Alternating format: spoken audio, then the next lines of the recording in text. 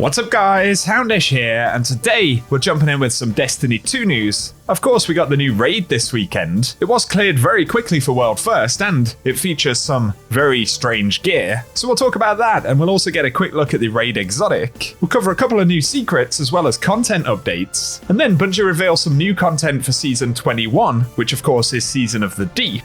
And that includes a new quest, weapon, and they talk about future Strand updates. Plus there's speculation that we'll be returning to a vanilla D2 destination for next season. And on top of this, Bungie have issued a new wave of account bans. Plus there are some other updates to cover in the video. So as always guys, I hope you enjoy this one, and if you do, a rating below really does help us out. But otherwise, let's get into it. An initial heads up, something that will continue to affect the game for a couple of days, but Bungie said due to an issue, they've disabled the Necrotic Grips exotic Warlock gauntlets in all raids. They actually did this about 30 minutes before the launch of the new raid, so it was a bit of a shock for some players, but of course, that will continue to impact content until Bungie get a fix for it, and so keep it in mind. Otherwise though, with the raid cleared, we're now getting a better look at a bunch of the gear for the raid, so initially, there are the new weapons. I actually think they're pretty cool looking weapons, and in terms of perks and stuff, it looks like they have some pretty interesting combinations. But there are the 6 legendary weapons right there. More bizarre, really, is the new raid armor. Seems to be some pretty mixed feedback about this armor right now, but this is a quick preview from the promo images. I especially like the Warlock stuff that has the additional arms coming out the back.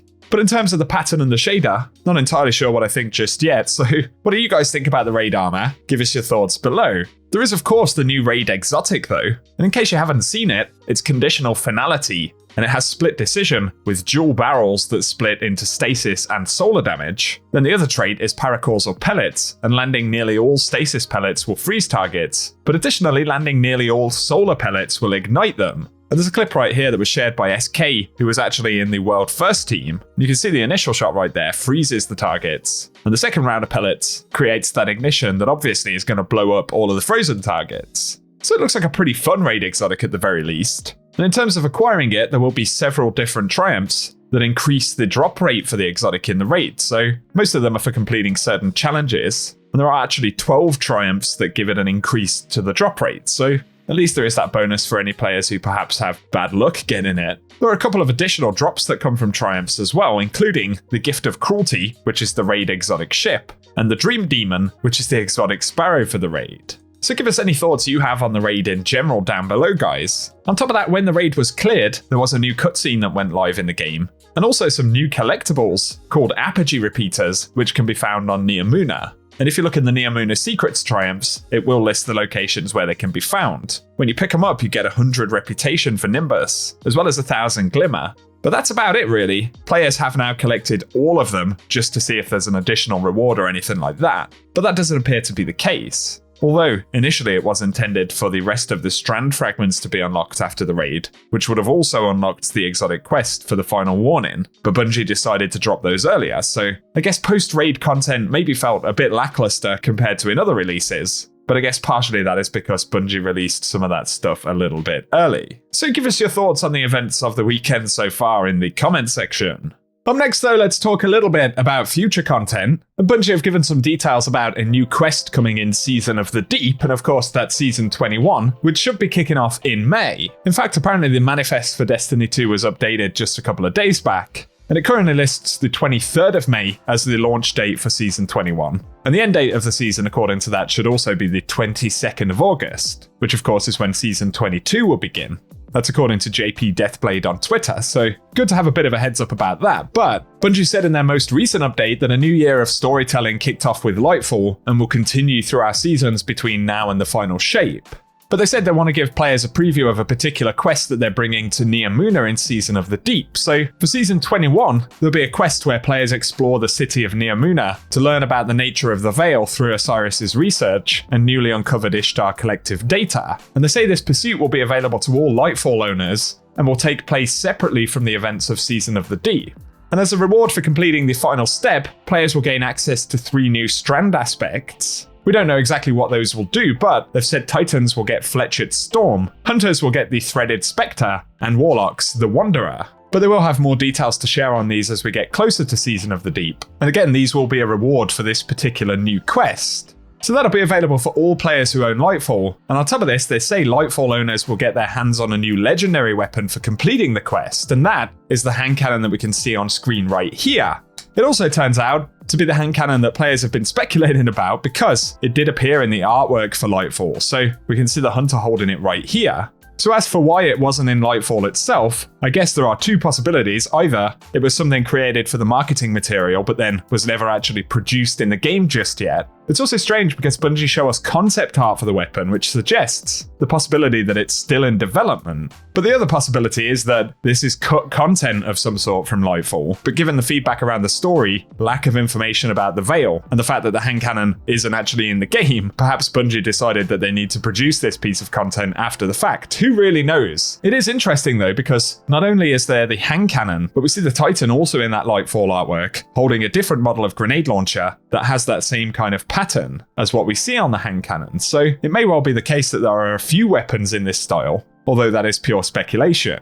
A quick spoiler alert right here is necessary, but in terms of what Season of the Deep may actually be about, there was a supposed leak suggesting that Season of the Deep may focus on one of these sunset locations from vanilla Destiny 2 in the form of Titan. Of course, that does potentially match with the name, as Titan is a kind of ocean world, but it also potentially links to some hints and bits of lore from this season, and in particular some lore that we got at the end of the Strider quest for Winterbite, where a Vex AI hybrid refers to an enemy of the Witness on Titan and suggests that preservation is paramount if this enemy is still alive.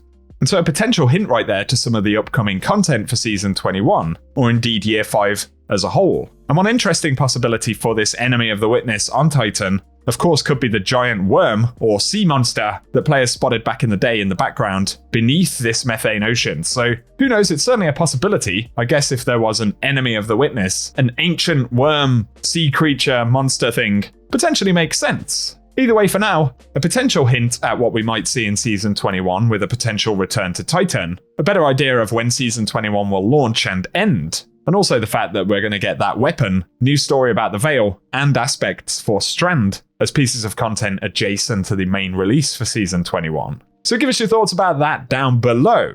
Next though, to touch on some things from this season, a spoiler alert is still necessary right here, although we are looking at the press kit for Season of Defiance. And there's one battleground that we haven't had access to just yet. Of course, we've seen the EDZ and the Cosmodrome battleground, but there's another one in Triumphs listed as the Orbital Prison.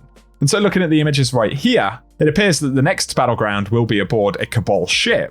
That also makes sense based on the name. And one of the images right here also shows a Tormentor inside of some of the Season of Defiance content, so looks like we are going to see those enemies in a couple of other places yet. But finally, Bungie have adjusted the timeline for a couple of events this season, so we were due to get Iron Banner, I believe, next week, but they're moving it back because of the bug where Guardians can sometimes be invisible, and they've said that they won't be able to get a fix out for that before Iron Banner was due to return, so they've moved the Iron Banner back to March 21st. And so that'll be a Tuesday, but instead we are going to see the return of Trials for March 17th. And so that will be a day after we get the update to fix the invisibility bug.